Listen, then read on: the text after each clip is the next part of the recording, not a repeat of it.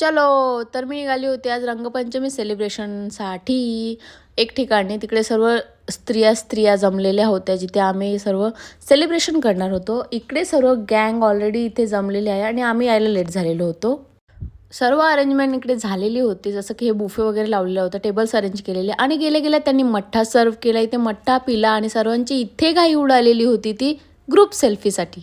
एवढी गर्दी बघून एकच विचार आला, या ग्रुप सेल्फीमध्ये आपण काही दिसणार नाही, त्यापेक्षा बाजूला राहूया. आणि इकडे आम्ही बसून टाईमपास करत होतो, कारण आमची वाईबच मॅच होत नव्हती त्यांच्यासोबत. खूप वेळ आम्ही असे एकटेच बसलेले होतो. सनस्क्रीन लावूनच थोबाड काळवंडला होता. त्यानंतर हा क्युटी आलेला मला रंग लावण्यासाठी. मी बोले लाव भाई लाव, तू मजा कर आज. मग त्याने असं कलर लावला, मी थँक्यू बोलले, तो पण थँक्यू बोल. पोटातले कावळे कावकाव करत होते, त्यामुळे पहिले ही मिसळ खाल्ली आणि त्यांना शांत केलं. आणि आजची गोड गोष्ट अशी की त्या सर्व गर्दीपासून मी एकटी दूर होती. पण मी एकटीच नव्हती, माझ्यासोबत आणखी एक जण होती, ती तर ही माझी आज पार्टनर होती. आम्ही दोघी त्या गर्दीपासून दूर होतो.